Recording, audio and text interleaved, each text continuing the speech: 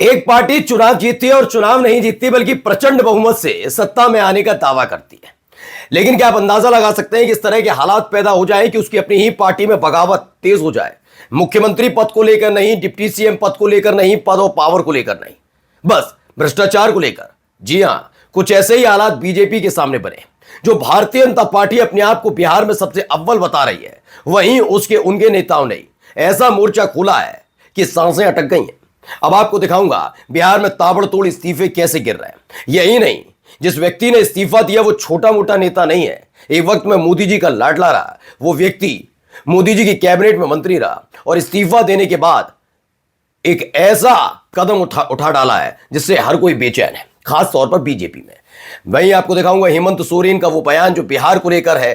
तो सुनिएगा, इस देश के जो निष्पक्ष पत्रकार हैं उन्होंने इस बिहार चुनाव वाले मसले के बाद जो कच्चा चिट्ठा खोला है उसे सुनिएगा और देखिएगा कैसे एक मुस्लिम शिक्षक के साथ बदसलूकी की सारी हदें पार की जाती है। नमस्कार, मैं हूं प्रज्वल गौतम और आप देख रहे हैं द लाइव टीवी।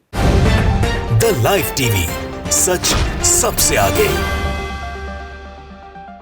सबसे पहले यह खबर निकल कर आई है, आरके सिंह है। आरके सिंह कौन है? आरके सिंह पूर्व केंद्रीय मंत्री रहे मोदी सरकार में ही, बिहार से आते हैं। लंबे समय से सरकारी धन्ना सेट पर सवाल उठा रहे हैं।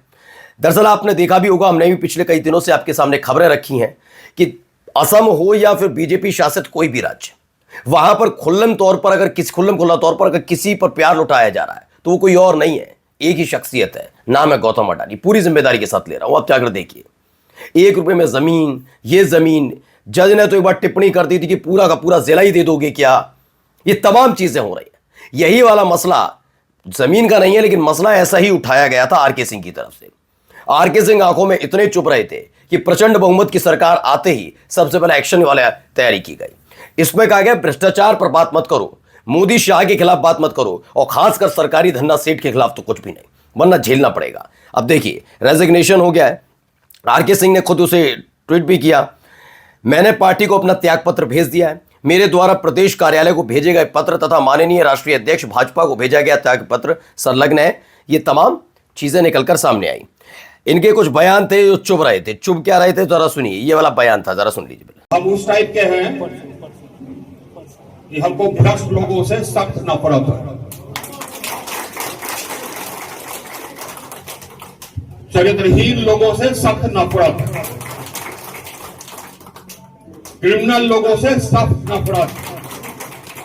हमें डंके की चोट पर कहता, जहां कहीं भी मैं रहा, हमारे अंदर में चाहे वो एसडीओ रहे, कलेक्टर रहे, कमिश्नर रहे, प्रधान सचिव रहे, गृह सचिव रहे या मंत्री रहे, किसी का हिम्मत नहीं था हमारे अंडर में काम करते हुए कोई भ्रष्टाचार करे। वो जानता था कि हम भ्रष्टाचार करेंगे तो मेरा गला काट देगा, वो जानता था। तो यही सारे बयान थे जो चुप रहे थे। बिहार चुनाव के नतीजे आते ही बीजेपी ने बड़ा एक्शन लेते हुए आरके सिंह को पार्टी से 6 साल के लिए बाहर का रास्ता दिखा दिया। सवाल यह है, ये रास्ता दिखाया क्यों? सिर्फ एक आरोप पर। आरोप किसका? घोटाले और भ्रष्टाचार का।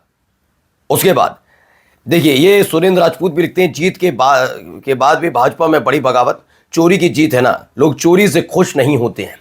जी हां, पहले से ही क्लियर था। अब आपको मैं जरा समझाऊंगा, आप कहेंगे कि ये तो एक्शन है। 1-1.5 महीने पहले से ही आरके सिंह ये मसले उठा रहे थे।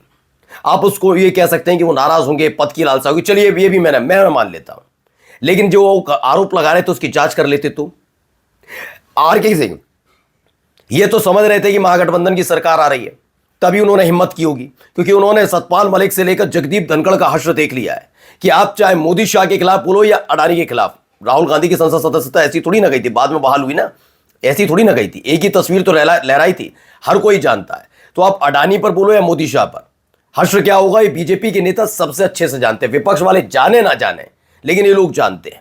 लेकिन शायद ये उस इकोसिस्टम का हिस्सा नहीं थे जिसमें ये पहले ही तय हो गया था कि प्रचंड बहुमत की सरकार बीजेपी की आएगी। मंत्री खदेड़े जाए, विधायक खदेड़े जाए, नेता खदेड़े जाए, जनता ना आए आपके कार्यक्रम में, लेकिन सीटें आनी है। ये पहले से क्लियर था, ऐसा लगता है ना। ये उस इकोसिस्टम का आरके सिंह हिस्सा इसलिए नहीं रहे क्योंकि बगावत कर रहे थे, लगातार गौतम अडानी के खिलाफ बोल रहे थे।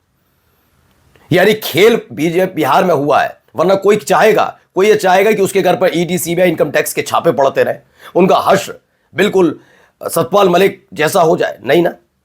तो आरके सिंह को पता था, लेकिन अब ये प्रचंड बहुमत की सरकार आने के बाद पहला एक्शन ये लिया गया और आगे आगे भी देखते जाइए आरके सिंह के खिलाफ क्या क्या कार्रवाइयां होती जाएंगी। ये पहले ही कह के चल रहा हूं, आज मैं आपको बताऊं, इन्हें आवाज सुनना पसंद नहीं है किसी की, इसीलिए जनता का ये जनादेश अगर आप लोग कहते हैं तो मैं कहता जनादेश अगर 130 140 तक भी होता तो जनादेश होता, लेकिन जनादेश नहीं है, ये वो भी जानते हैं। पूर्व केंद्रीय मंत्री आईएएस आरके सिंह ने तो पूरा मोर्चा ही खोल दिया, निलंबित हुए तो पलटवार इस्तीफा फेंक दिया सीधे बागी मोड में, और 50,000 करोड़ का भ्रष्टाचार का आरोप, वह भी किस पर, जरा सोच तो लेते। ऊपर से भ्रष्ट अनपढ़ माफिया अपराधियों को टिकट देने पर भी खुलकर बोल पड़े, ऊपर से यह भी बोल दिया क्यों चुप रहे कि साले का कर्ज खाया है, सीधी कड़वी बात बिना फिल्टर के। वैसे इतनी बड़ी पार्टी अपने शिखर पर है, सुनने वाला कोई है नहीं है, अब क्या हश्र होगा खुदा जाने। देखिए जो मैं कह रहा हूं वही सूर्य प्रताप सिंह है, रिटायर्ड आईएएस हैं, मैं पहले ही बता रहा हूं, मैंने एक नहीं दो नहीं कई नेताओं का नाम इसीलिए गिनाता हूं कि आप सोचिए उनके साथ क्या हुआ। उन्होंने सिर्फ भ्रष्टाचार के आरोप लगाए थे, और ये आरोप की जड़ में वहां पर भी कौन था याद करिएगा, जब सतपाल मलिक ने जम्मू कश्मीर का मुद्दा उठाकर उठाया था, कौन सा धन्ना सेठ था और यहां पे कौन सा धन्ना सेठ है। अंदाजा लगाइए, किसी को बख्शते नहीं है। अपने वरिष्ठ नेता और पूर्व केंद्रीय मंत्री आरके सिंह को बीजेपी ने निलंबित कर दिया। बीजेपी ने आरके सिंह को पार्टी विरोधी गतिविधियों के चलते निलंबित किया, जबकि आरोप गौतम अडानी पर लगाए थे, उनकी कंपनी पर लग रहे थे। लेकिन हुआ क्या लगा दिया इधर की तरफ कि ये पार्टी विरोधी गतिविधि, यानी पार्टी को हित पहुंचाते हैं अडानी। इसका मतलब ये क्लियर है ना। आइए, आरके सिंह ने 62,000 करोड़ के घोटाले का आरोप बिहार की एनडीए सरकार पर लगाया था। आरके सिंह ने दावा किया था कि बिहार में अडानी को फायदा पहुंचाने के लिए 62,000 करोड़ रुपए का घोटाला किया गया। ये क्लियर था, बस यही बात उनको चुप गई और ये पार्टी विरोधी हो गया। अब आइए, हेमंत सोरेन, अब 5 साल तक बिहार में घुसपैठियों की कोई चर्चा नहीं होगी। ये तो बात है ना, अब कोई बात होगी नहीं होगी। अब तो घुसपैठिए भाग जाएंगे, सारे भाग गए होंगे, अब कहीं और जाएंगे, पश्चिम बंगाल जाएंगे, है ना, उसके बाद असम भी जा सकते हैं, जबकि सरकार इनकी रहेगी लेकिन तब भी असम में रहेंगे, देखना। आइए अगली खबर देखिए, यहां पर भी क्या कह रहे हैं दबांग, जरा सुनिए। संदीप, वो कहावत है ना कि सैया भय कोतवाल तो डर काहे का। यहाँ जो सैया है ना वो कोतवाल ही नहीं है, सैया मंत्री भी हैं, सैया अधिकारी भी हैं, सैया चुनाव आयुक्त भी हैं, सैया जज जूरी जल्लाद भी हैं। पूरी व्यवस्था सैया पूरी तरह से आपके साथ हैं। जब आपके साथ इतने लोग हों तो आप एकदम आंख बंद करके, आंख मूंद के काम करते हैं। दूसरा, एक इसमें जो अंकुश लगा सकता है वो भी अपना कहीं लंबी नींद, गहरी नींद सोया हुआ है, वो है मीडिया। मीडिया को देखना चाहिए, वो अपना काम कर नहीं रहा है, वो कहीं और ही लगा हुआ है, किसी और प्रायोजन में है। बिल्कुल सही कहा। अब हालात देखिए, बिल्कुल सही है, आराम से सारा खेल उनको पता था। मैंने कहा ना, उनको पता है। ये एक सिस्टम, एक तैयार किया गया एक सिस्टम, जिसके तहत ये होना ही होना था, ये रिजल्ट आना ही आना था। इसलिए भीड़ नहीं आ रही थी, विधायक नेता खदेड़े जा रहे थे, टेंशन किसी बात की नहीं थी। ये सारी चीजें पहले से व्यवस्थित थी। ये ऐसा महसूस होता अगर आप हाव भाव से देखेंगे तो। जबकि महागठबंधन में उत्साह इस बात का था कि उनके यहां भीड़ आ रही थी, उनको भरोसा था। बीजेपी के नेताओं से लेकर जेडीयू के नेताओं में बेचैनी थी। आखिरी वक्त में जो इस्तीफे गिरे थे वो सबके सामने है, सबको पता था, लेकिन वो सिस्टम का हिस्सा नहीं थे ना। जिस सिस्टम ने पहले ही तय कर दिया था, खेला तो होकर रहेगा। अब आइए, 10,000 का दम, विपक्ष हुआ बेदम, मानदेय बढ़ाना मास्टर स्ट्रोक, ये कहा जा रहा है। लेकिन मेरा मानना है सिर्फ मसला ये नहीं है, इससे आगे का है। इस पर भी एक बार खबर लिखनी चाहिए।